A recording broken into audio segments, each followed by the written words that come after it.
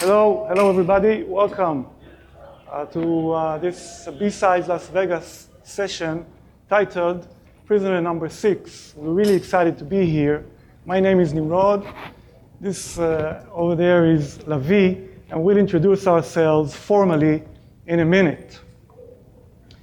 In this session, we will talk about The Prisoner, a 1968 television series in which a former British intelligence agent is imprisoned on an island, also known as the Village, with other former spies, all because they know too much. Now, on this island, also known as the Village, prisoners are only referred to by their numbers, with our prisoner being number 6. While escaping from this village, as our number 6 soon discovers, is an extremely difficult task. Nevertheless, our industrious number 6 never ceases to try. A quick question. How many of you heard of The Prisoner or actually seen it? Oh, wow. That's this is fantastic. So we're going to have a lot of fun with The Prisoner during the next 45 minutes. And so in this session, we play the role of prisoner number 6, a containerized attacker that knows too much. And our village is going to be a Docker container that imprisons us. During this session, we attempt to escape from our village, from our Docker container, with the goal of taking over the underlying host and even eventually running code on that host. Do we succeed? Well, stick around to find out. All right, so let's jump into the agenda. Now, in the meanwhile, make sure that the mic is up and set up so everybody can hear you. All right, so just before I'll cover the agenda, how many of you know how the series, The Prisoner, ends? All right, so you have another reason to wait for the end of this session, and if you already know, don't spoil our spoiler. All right. So, Jesus, sorry. All right, we'll start with a short introductory section. In this section, we'll introduce prisoner number 6, for those of you who are not familiar with it. We'll also take the opportunity to introduce ourselves. And one important thing that we're going to do is try to understand what the hell prisoner number 6 has to do with containers, and Docker containers in particular. So this is going to be the introductory section. We'll then move on to the section called Welcome to the Village. This is a container introductory section. We'll try to define what are containers, the definitions that we liked, and what is a privileged container in that context. We'll see how privileged containers can be deployed, and we'll also check if and where those privileged containers are used out there in the wild. So this is the Welcome to the Village. We'll then move on to a chapter called Knowing Too Much. In this section of the session, we'll focus on the risk of allowing the prisoner to escape. Allowing prisoner number 6, or any other prisoner for that matter, to escape the village may be detrimental, as the escape of an attacker from a container to the host may be. So this is the Knowing Too Much section. We then move on to a section that my favorite, called I'm Not a Number, I'm a Free Man.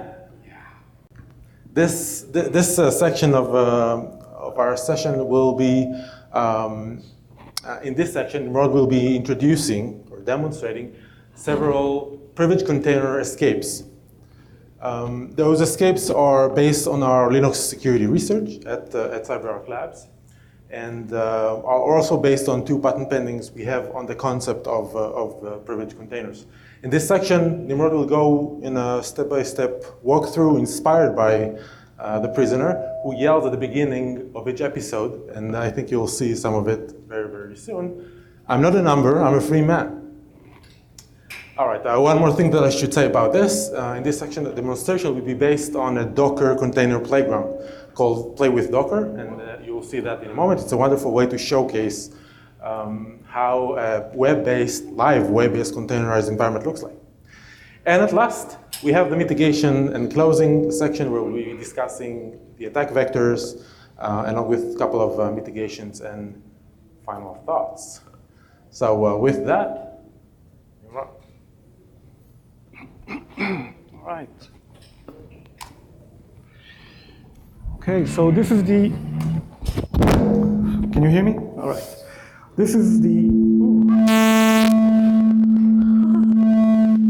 you're gonna have to find something to do with that. Okay, can you hear me now? Okay, so this is the opening scene from the prisoner, and this is our intelligence agent who is now entering his superior's offices at the British intelligence with the intent of submitting his resignation. He then heads back to his London home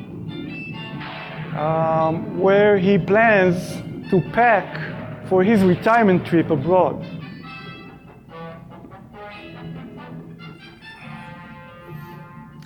But insubordination has its price. And our former agent, now entering his London home, is then sedated and kidnapped to the village.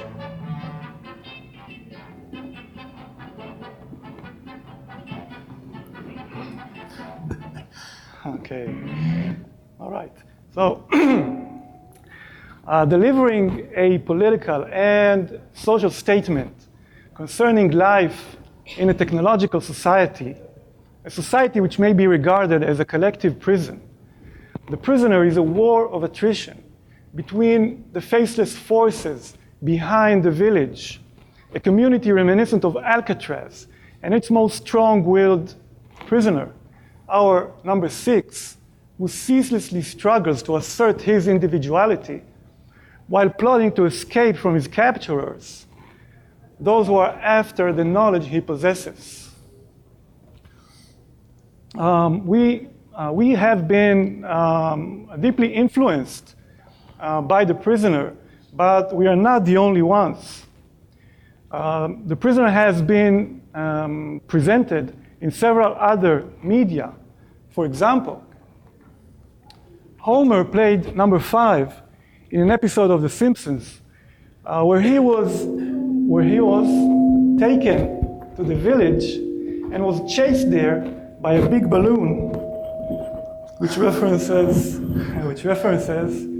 sorry about that, which references the village's rover. We'll see more of the rover shortly. Iron Maiden, The Clash, an 80s influential rock band, and other music bands have all directly referenced the prisoner in their songs, with Iron Maiden even incorporating an entire song with dialogues of the prisoner in their The Number of the Beast album. The prisoner has influenced even movies and TV series such as The Matrix, David Lynch's Twin Peaks, The X-Files, and also Lost, and also has been featured in the movie Shrek, which is quite interesting. We believe the prisoner is still relevant today with the rise of tech giants and their control over our everyday life. Multinational organizations track our every move, both in the cyber realm and the physical one, brainwashing us with ads and feeding us with information they want us to digest. We are all living in a technological prison.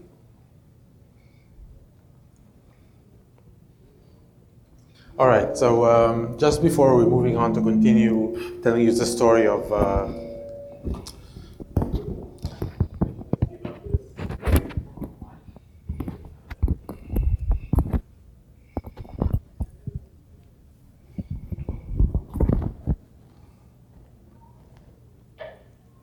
That's fine. Can you hear me well now? Yes. All right. So let's move on with this. All right, so who are we? We didn't introduce ourselves properly. So this is Nimrod Stoller, a security researcher at CyberArk Labs, and my name is Lavi Lazarovitz. I'm a security research group manager at CyberArk Labs, and we are both based in Tel Aviv, Israel. And what is it that we do? We both are part of a group called Charlie Group, which is focused on the security research of emerging technologies. Like, for example, things that we do is security research for containers, for example, and we do other hardware and software stuff as well. Our offensive security research is the ground on which we work to develop new, innovative ways to mitigate the attack vectors and attack surfaces that we find, but at the core, we are part of the group to break things and look at their insights, much like the research, the container research that you're going to see in a couple of minutes. So this is us, as now I think they're ready to get to know number 6. Okay. Okay, so who is our number 6? So in our story, number 6 is a British intelligence agent brought to the village with other former spies because they all know too much. In the village, our number 6 is put to many tests in order to extract every information he has about why he resigned and the organization he was working for. In this session, we are going to use number 6 as our attacker process. And this attacker process is going to attempt to escape from its isolated container that it is contained in. Just as our prisoner number 6 is constantly trying to escape from the village that is imprisoning him, so is our attacker process constantly making every effort to break free from the isolated container he is placed in. Just as the escape of prisoner number 6 from the village where he is kept would be detrimental to the organization behind this scheme, to the organization behind the village, so would the escape of our attacker process from the confines of the container that is holding him be detrimental to the organization behind the host. Okay, we'll go with this. 1-1. Okay. Oh, I have to use it, I guess. Okay. So just to recap, we're using number 6, or prisoner number 6, as an attacker process. And our village is going to be a Docker container which imprisons our attacker process. Just as prisoner number 6 is constantly trying to escape from the village, so is our attacker process making every effort to escape too. Now, welcome to the village. So this map that you see here is actually part of the series, and it was given to any prisoner that was just, accepted to the village. And the village is the fictional setting where everything is happening here. But who runs the village? So apparently, the village is run by a democratically elected council with a popularly elected executive officer known as number 2. But everybody in the village knows that this process is rigged, and the operators of the village are simply using it as a means of their control over the inmates. Weapons, tools, and alcohol are strictly forbidden in the village, but there are no walls or physical barriers to prevent escape. And apparently, there are no visible guards. A control room monitors continuously closed-circuit television cameras located inside the village. And observers spy on every move of the villagers in order to foil escape attempts with the aid of rover, a large white balloon-like device that chases would-be escapees and carries them back to the village. Let's see now such an attempted escape with the rover.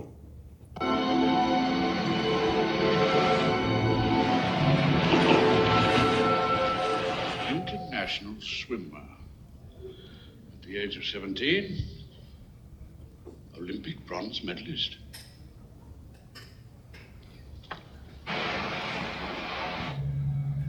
She'll be out of range soon. He's kept in training, I must say.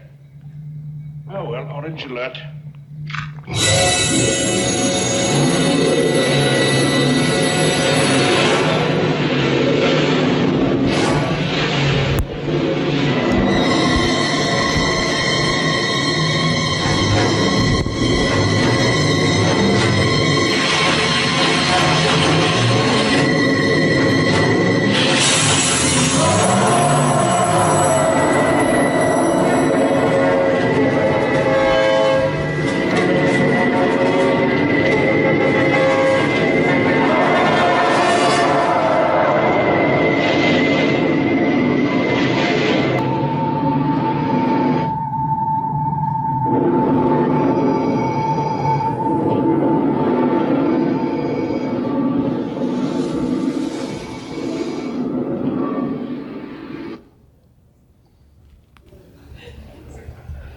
All right. Much like a container escape, you'll see in a moment, I promise. So just before we're getting into the more technical stuff and the live escape and so on, just to get us on the same page, I want to share with you a couple of definitions that we use during the process. And the first one is, of course, container. So the definition that we use for containers is a set of software processes that are running within an abstracted and isolated environment. Okay, so this is the definition we use. And for that matter, privileged containers are any containers allowing an attacker access to the host or other containers, the data or execution flows. This is the definition of privileged containers that we use. Now, it's important to mention here two things. First one is, even if we run a privileged container, and if you know Docker, you know probably the -- privileged flag. Even if you run a container with the -- privileged flag, which assigns all capabilities to the container, eventually making it a privileged container, by deploying various security tools and defenses, we can transform this privileged container into a non-privileged container. And we'll see that in a few moments. You'll understand what I mean. Second thing that I wanted to mention here is that we did not create or invent this concept or definition that we use here, the concept of privileged containers, or the definitions that you've seen here. This concept was actually known since the inception of Linux container. Our modest contribution to it was the extension of the definition of privileged containers. So it's not only the -- privilege flag that creates a privileged container. There are a couple of other things, and I'll cover those elements in a few moments. And the other modest contribution is the realization of how an attack might look like based on those privileged containers. And we'll see that, actually Nimrod will demonstrate that in a few moments.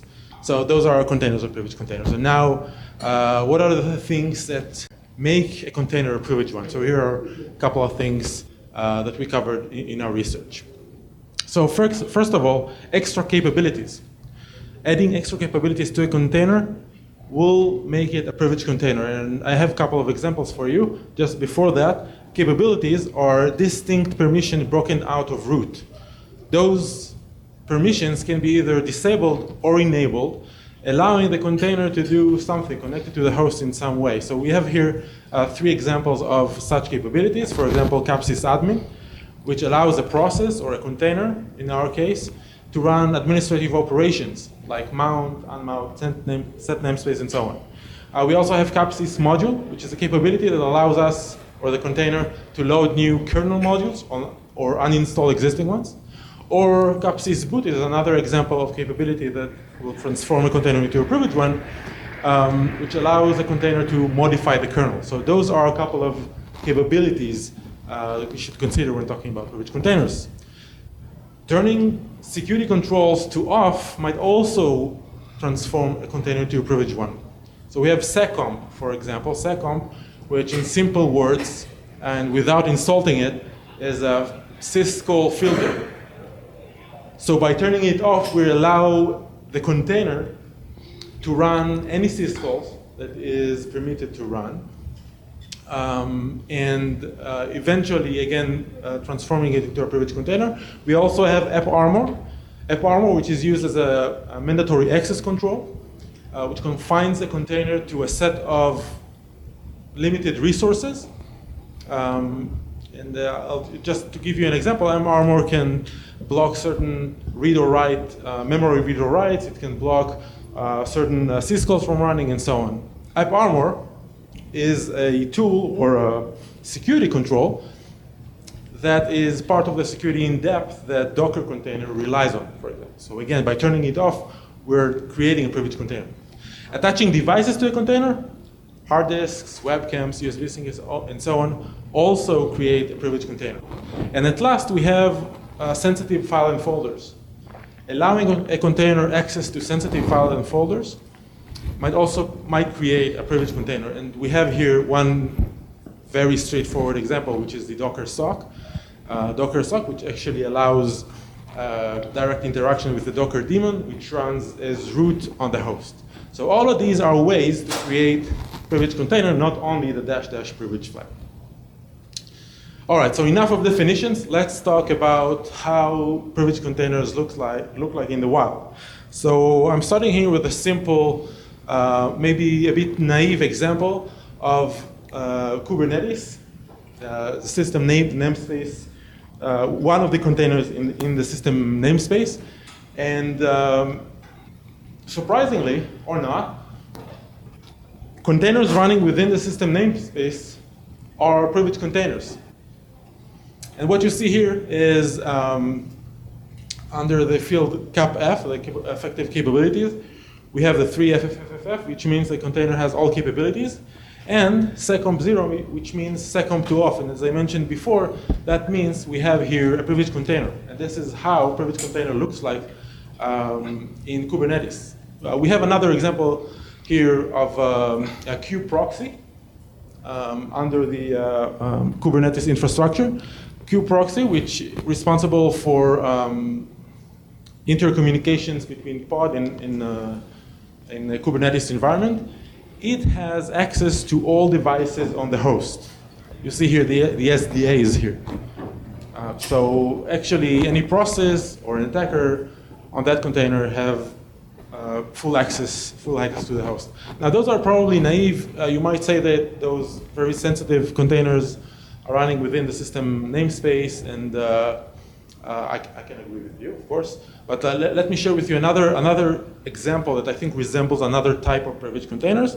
And this example is of Datadog. Datadog is a monitoring service that allows monitoring of cloud scale applications. So it allows you to monitor servers, applications, services, databases, and so on. And when you deploy it, I'm not sure you can see here, it's maybe a bit small, but when you deploy it, you actually mount a Docker sock into that container, obviously creating a privileged container, because any process, any attacker on that container will be able to talk to the Docker daemon, which runs as root on the host, and we have a compromised host. And I think that Datadog is just an example of very sensitive services that are running as privileged and are privileged containers. All right. Okay. All right. Very good. So Lavi just defined what privileged containers are, and we've also seen some examples of privileged containers out there in the wild, as we define them. But here during our live escape, we're going to use a different platform for our live escape demo. And the platform is called Docker Playground websites. Now those websites are actually two websites. One is Play with Docker and the other is Play with Kubernetes. And this platform, or those containers, start out as privileged containers, as Lavi just defined, but they are then, by using various Linux defenses, such as AppArmor and SE Linux, those container environments are hardened and they are transformed from privileged ones into non-privileged ones. So what are Play with Docker and Play with Kubernetes? So Play with Docker and Play with Kubernetes are a wonderful initiative. They allow users to load and run Linux containers in a matter of seconds. It gives the experience of having a free Alpine Linux virtual machine in browser where you can load and run Docker containers and experience the Docker platform firsthand without the hassle of first having to load and configure it on your machine. So this is pretty much the Play with Docker and Play with Kubernetes websites. Now, to our story. A few months ago, we noticed a vulnerability with the Play with Docker container. And after we continued to research that, we discovered that we can load Linux kernel modules from the container to the underlying kernel. And once we wrote an exploit for that, we managed to even escape using this route all the way to the host and eventually remotely run code on the host.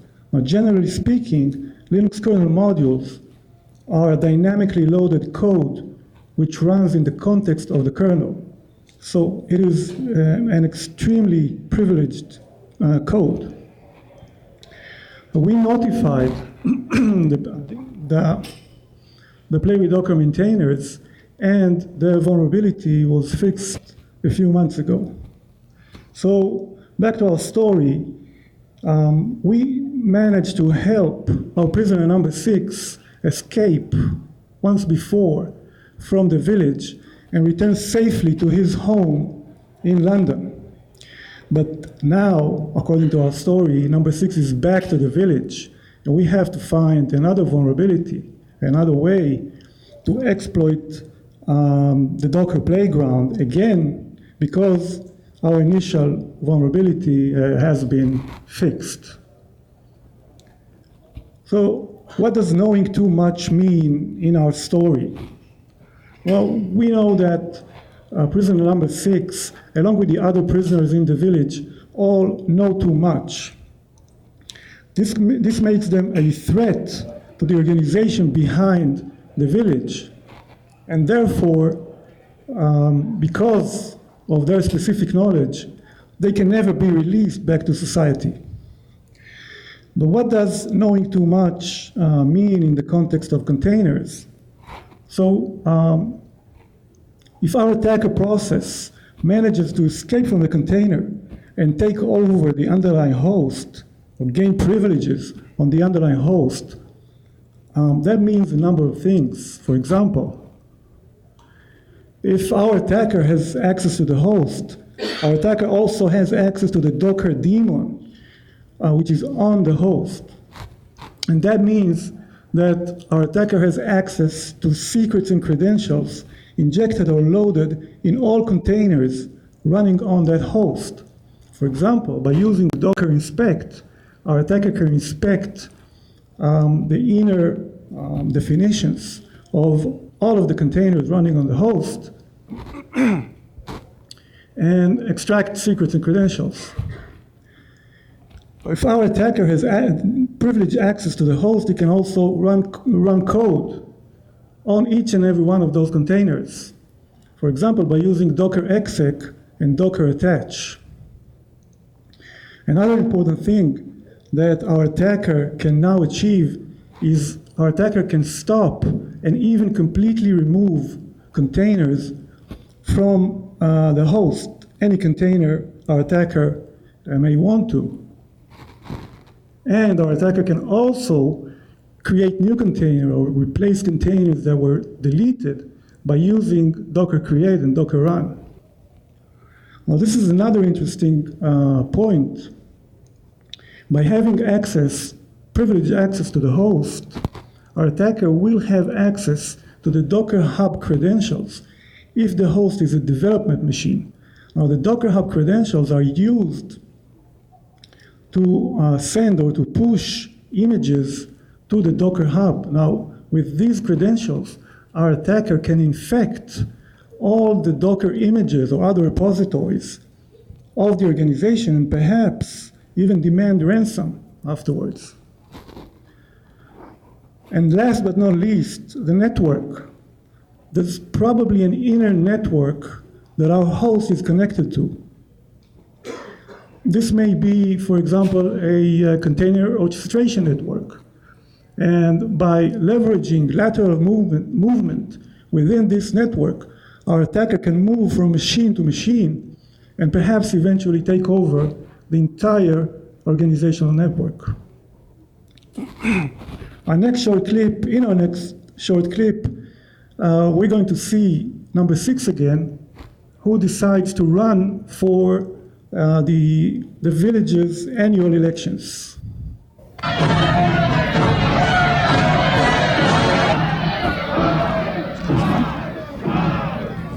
There's recently a lack of opposition in the matter of free elections. This is not good for our community and reflects an acceptance of things as they are. We know what we must do. What must we do? Thank you. Good people, it is my pleasure to present to you the one and only number 6. I am not a number. I am a person. In some place, at some time, all of you held positions of a secret nature and had knowledge that was invaluable to an enemy. Like me, you are here to have that knowledge protected or extracted. Unlike me, many of you have accepted the situation of your imprisonment and will die here like rotten cabbages. Keep going, Molly. I shall be running for office in this election. Good people, let us applaud a citizen of character. May the better man win, and a big hand for number 6.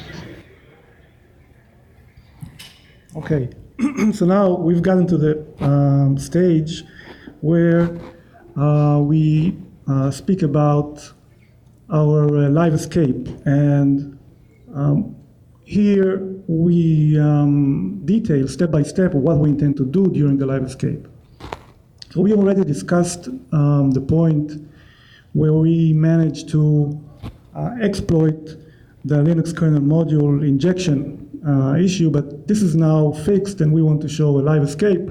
So we had to find another exploit. After some research on the Play with Docker container or platform, we discovered that we can exploit the system console of that platform.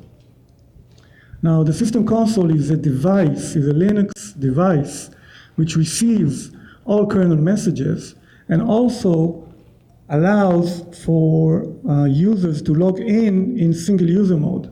Now, this feature was added to the kernel back in 1991, so it's quite an old feature. Maybe this is why it tends to be forgotten.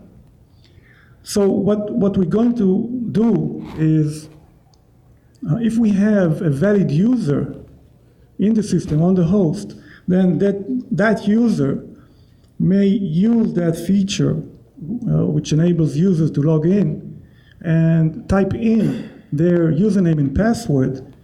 And after that, the system console would open a shell on the host and allow that user to run code on the host. So this is our target. But before that, we have another step because we need to add a valid user in the host's etc password file. So we have two steps to perform here. One would be to add a new user or to change an existing user on the host etc password file. So we could log in as.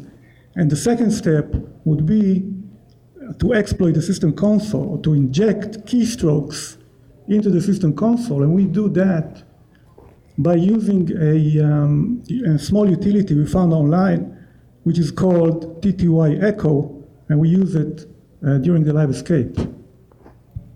Well, here it starts quite small, but on top, you can see that these are all the messages from the kernel. This is the Ubuntu system console on my machine.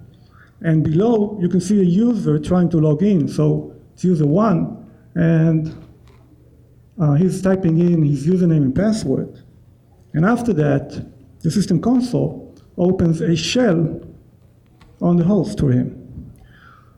So this is what we're going to exploit during the live escape. And now, to the live escape.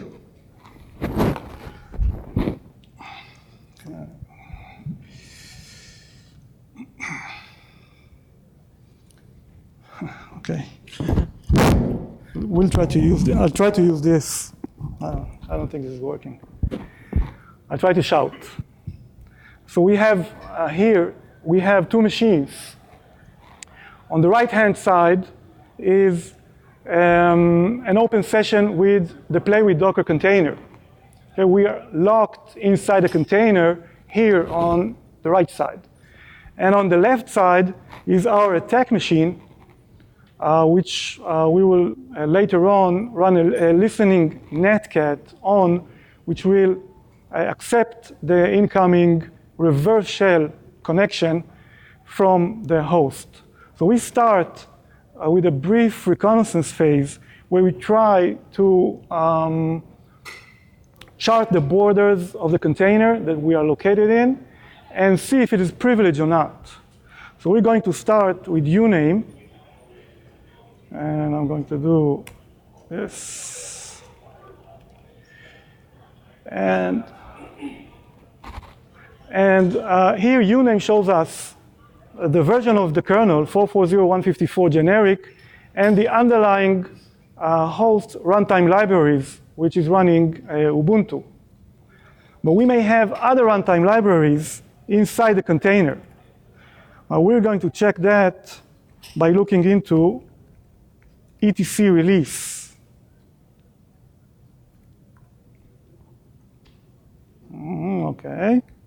Okay, etc release. Now this tells us that inside the container, we are running with runtime libraries from Alpine Linux. So we're going to first use Alpine Linux's package manager to add libcap, which is a library that will help us decode the capabilities that Lavi was talking about earlier. And we're also going to load our TTY Echo and other helpful apps from our attack machine.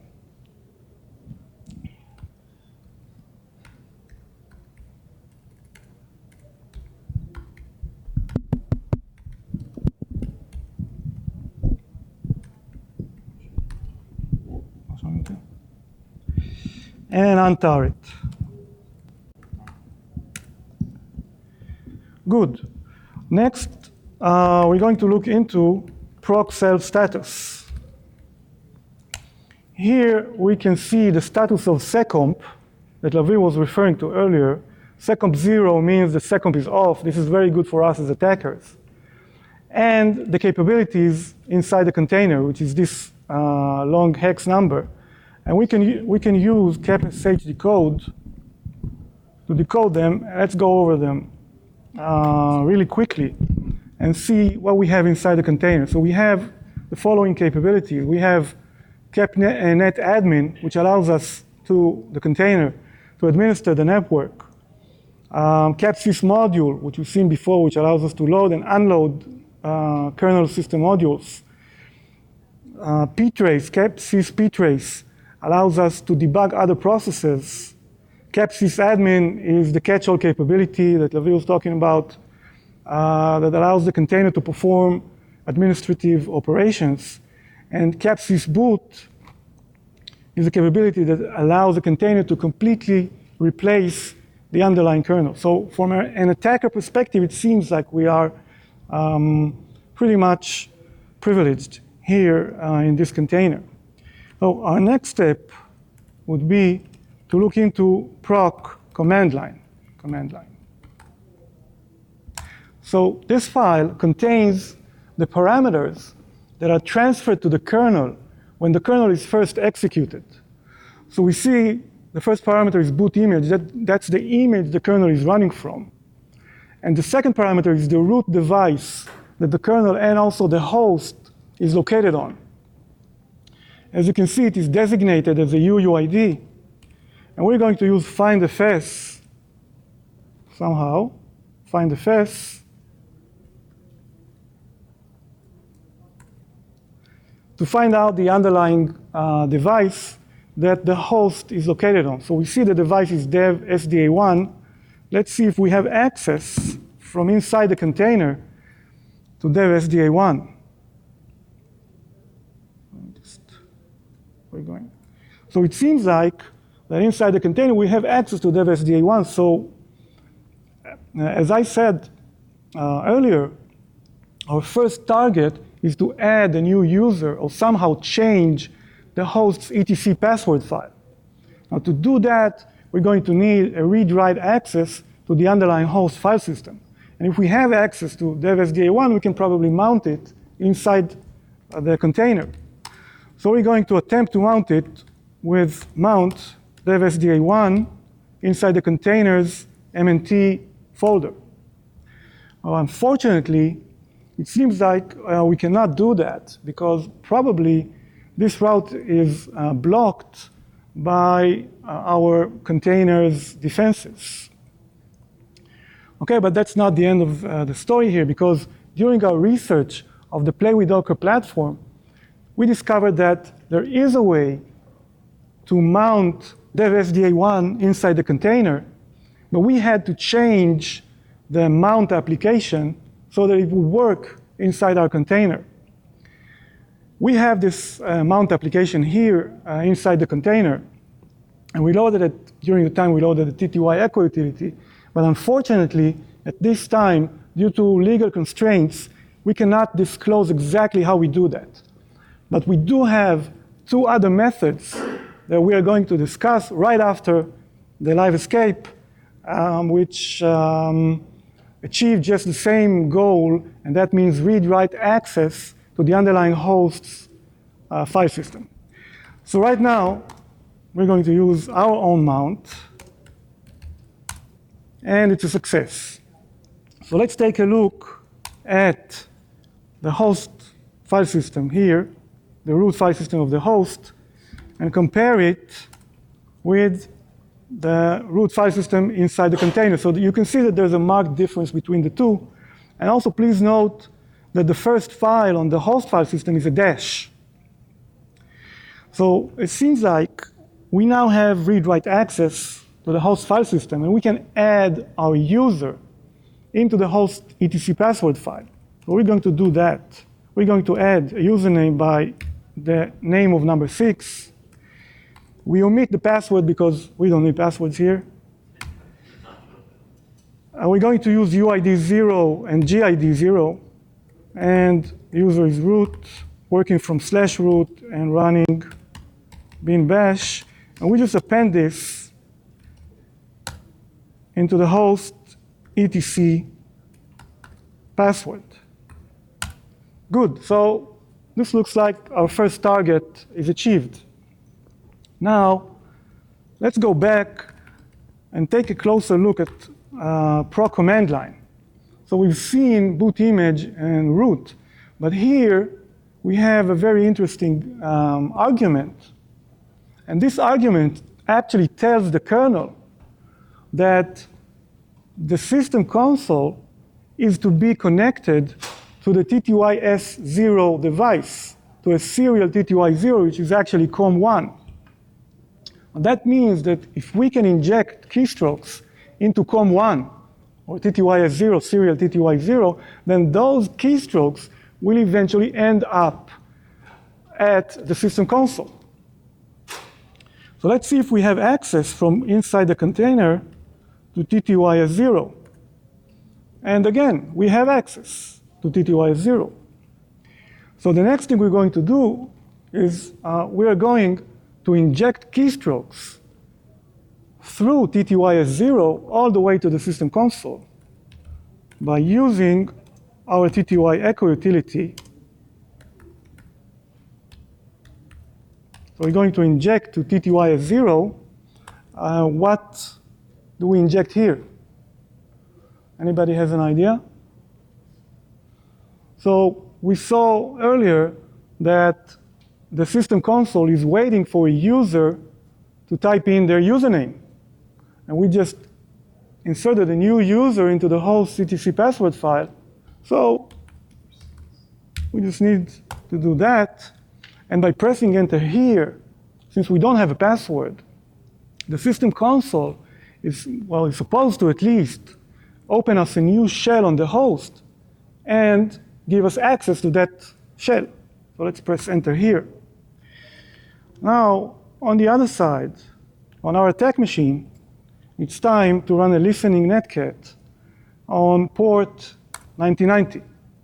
So our attack machine is listening for an incoming reverse shell netcat that we're supposed to be running on the host. Now again, on the host, we are now running full-fledged in a shell. So we can do whatever we want. We can run bin busybox netcat, and we want the netcat to do a reverse shell to our attack machine port 9090 and run bin sh. Now if everything works okay, I hope it does, then when I press enter here, we should be seeing a connection on the top left-hand side of the screen on our attack machine. Let's try that. Okay. Yes.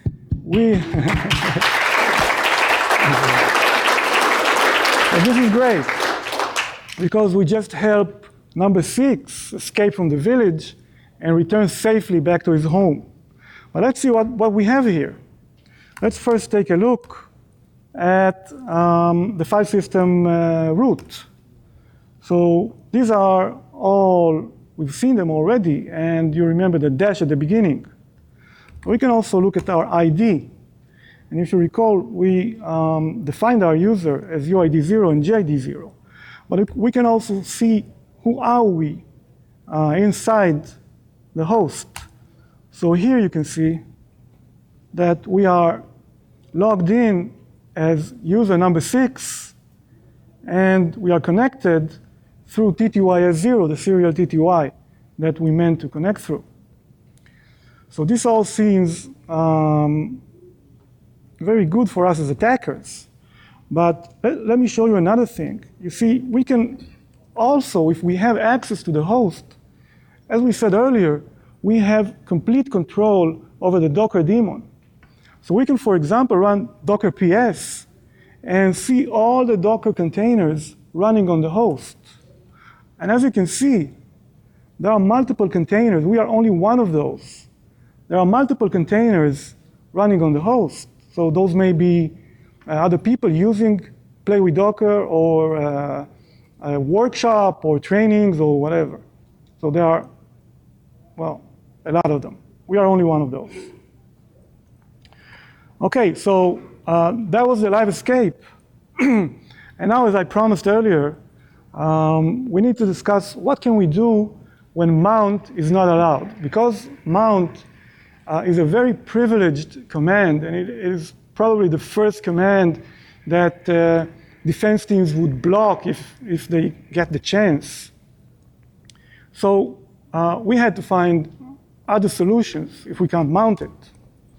So here we show a couple of other methods or paths that we have. And the first one is using DD. Now, DD stands for data definition. And it allows